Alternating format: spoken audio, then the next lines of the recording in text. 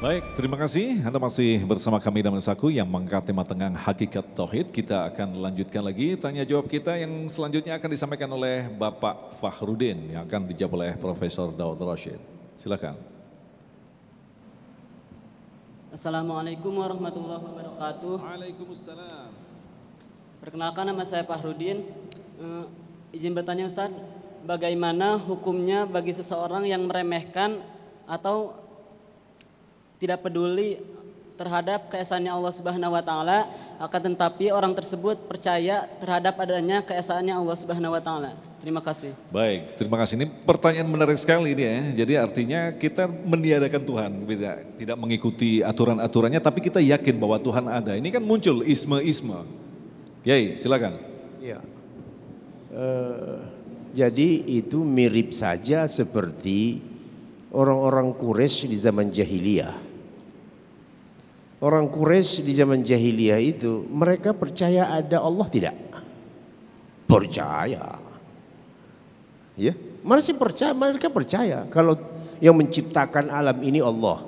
Jadi makanya itu kalau dibandingkan zaman sekarang, komunis itu lebih parah dari musyrikin Quraisy.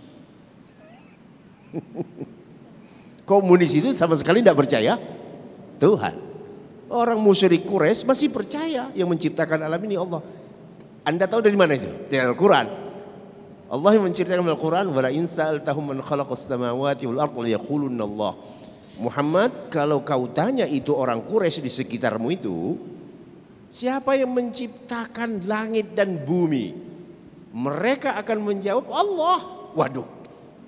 Kalau mereka percaya, kalau begitu mereka percaya ada Allah. Iya. Hanya saja tidak menuhankan, tidak menyembah, tidak beribadah kepada Allah. Itu persoalannya. Jadi kalau dalam bahasa ilmiah tauhidnya, mereka memiliki tauhid rububiyah, namun tidak memiliki tauhid uluhiyah. Diterima enggak itu? Tidak. Tidak diterima. Yang diterima itu tauhid uluhiyahnya itu yang penting. Karena apa gunanya kau percaya Allah menciptakan langit dan bumi, toh kau juga tak beribadah kepadanya? Apa gunanya? Apakah nanti di hari kiamat orang yang seperti ini datang kepada, ya Allah, aku dari dulu percaya bahwa engkau itu pencipta langit dan bumi. Terus selesai persoalan? Tidak. Bahwa Allah itu harus disembah. Nah, itulah makna yang kita bahas dari awal tadi apa? La ilaha illallah. Tidak ada yang berhak untuk diibadati dengan hak kecuali hanya Allah. Nah, jadi dari sini mudah-mudahan ajaran ini bisa ya sampai ke seluruh ya masyarakat kita, agar tidak cukup hanya meyakini pencipta alam ini Allah. Akan tetapi harus ada lanjutannya. Yang kau tuhankan itu siapa? Yang kau agungkan itu siapa? Nah, sampai hadis yang kita sebut tadi di dalam ceramah tadi itu, apa yang kita sebut tadi Pak? Rasulullah sendiri tidak menerima kalau dia diagung-agungkan. Padahal dia sumber ajaran. Agung-agungkan, jangan. Yang berhak kau agungkan itu siapa? Allah Ta'ala. Dalam bahasa kita itu apa?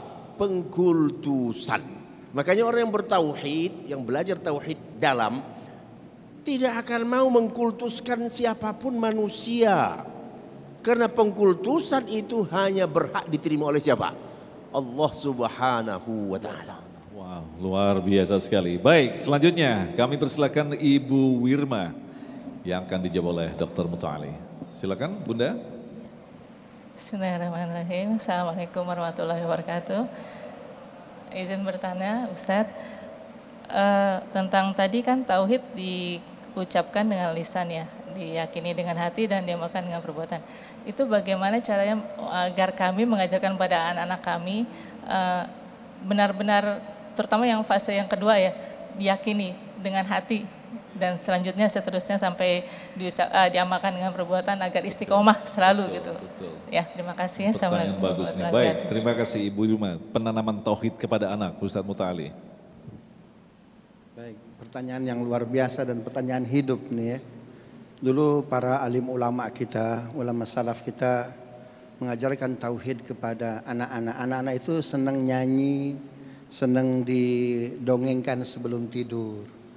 Maka amat sangat baik ketika ulama kita dulu mengajari wujud qidam baqa mukhalafatul lil hawadithi. Itu kan luar biasa itu.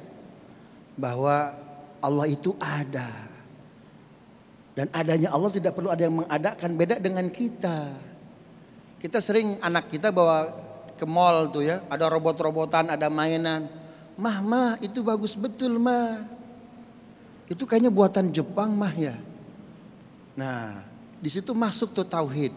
Nah, orang Jepang pinter ya, bisa bikin robot kayak gitu. Apalagi Tuhannya orang Jepang yang maha menciptakan otak orang Jepang. Jadi nggak berhenti di situ tuh. Selesai sampai robot, selesai teknologi, Pak. Subhanallah. Quran itu ketika berbicara langit dan bumi, langit selalu plural, bumi selingnya singular. Lillahi ma fis samawati wa ma fil ard. Seluruh makhluk Allah bertasbih di langit menggunakan plurals. Ya. Langit bukan langit atap bukan. Dan satu bumi. Apa artinya? Bangsa yang menguasai dunia, bangsa yang menguasai langit, menguasai dunia dia. Kalamnya saja luar biasa. Nak, siapa ayah kamu, Nak? Bapak. Bapaknya bapak siapa? Kakek. Kakeknya kakek siapa? Oh, pasti semua ada yang mengadakan. Adam bagaimana tanpa ayah, tanpa ibu? Oh, ada Allah yang maha menciptakan.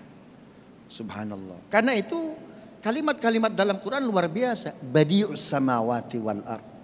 Fatirus samawati wal ard. Fatir ya, menciptakan tanpa perlu contoh. Kita bikin perlu apa nih? Perlu contoh. Anak kecil ya, biasanya ada lomba mewarnai, bukan lomba menggambar. Betul nggak? Kenapa? Karena frame-nya udah ada, sketsanya udah ada, tinggal dia apa? Diwarnai. Gambarnya bikin belum? Belum. Subhanallah. Nah, dari situ, nah, bisa bikin gambar nggak? Belum bisa mah, baru bisa mewarnai. Nah, yang bikin gambar kita, coba adik mukanya kayak gini, ibu kayak gini, bapak kayak gini, kakak kayak gini. Tapi orang mukanya nggak ada yang sama ya. Itu penciptanya hebat betul. Subhanallah. Itu bab tauhid tuh kepada anak-anak tuh. Khatibin nas ala qadri ukulihim. Sampaikan ilmu khususnya ketauhidan sesuai apa? Akalnya. Bahkan mohon maaf, ada seorang guru besar itu menjadi mohon maaf tawadhu, bertauhid kepada Allah. Itu diajari oleh seorang Imam Al-Ghazali. Diceritakan dalam kitab Ihya. Imam Al-Ghazali usia 9 tahun disuruh pesantren sama ibunya, berangkat kamu ke sana pesantren. Di tengah jalan ketemu mungkin seorang syekh, namun amat sombong. Siapa yang mau bertanya? Tidak ada pertanyaan yang tidak bisa saya jawab. Waduh, nggak ada yang nanya. Kenapa? Takut duluan. Imam Al-Ghazali nanya, saya syekh, mungkin sambil pakai bata gitu ya, karena pendek masih kecil. Saya syekh, saya. Bocah, mau nanya apa? Mohon maaf Syekh, katanya nggak ada pertanyaan yang tidak bisa Syekh jawab. Itu jumlah rambut Syekh ada berapa helai? Bisa jawab nggak? Mas Agung bisa jawab nggak? Masa mesti digundul dulu tuh? Subhanallah, nggak bisa jawab. Oh, ini bukan pertanyaan, katanya nggak ada pertanyaan yang nggak bisa dijawab. Jadi gimana Syekh, bisa jawab nggak? Nggak bisa jawab.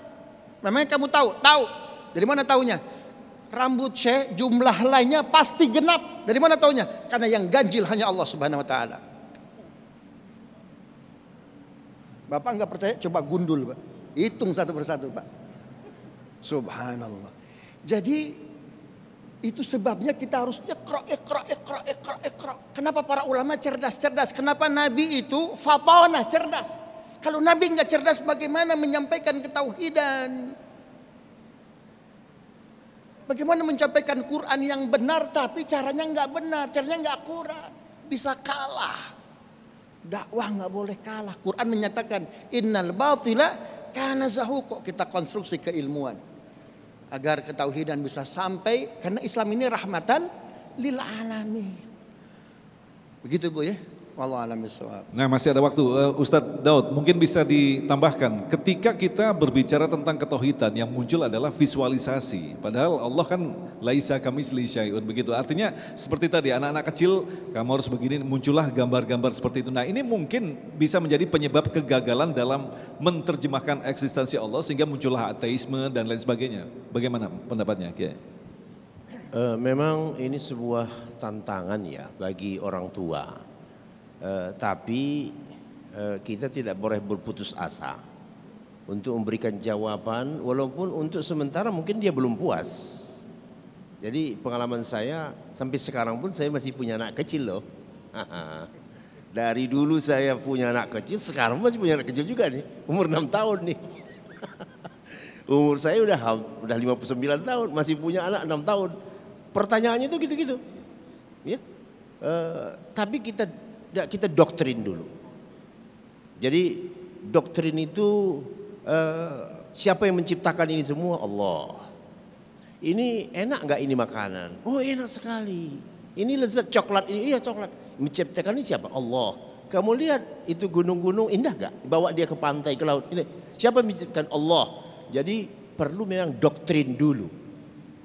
Nanti belakangan udah agak mulai dewasa, baru kita ajak bicara dengan logika. Tapi kalau dari sekarang diajak dari logika, mungkin dia pun nggak nyambung. Nggak nyambung, iya. Nggak nyambung juga, begitu ya. Jadi fasenya anak kecil itu doktrin dulu. Begitu saudara. Baik, terima kasih. Kita akan lanjutkan lagi untuk menjawab pertanyaan Anda selanjutnya. Tetaplah bersama kami, Damai Indonesiaku.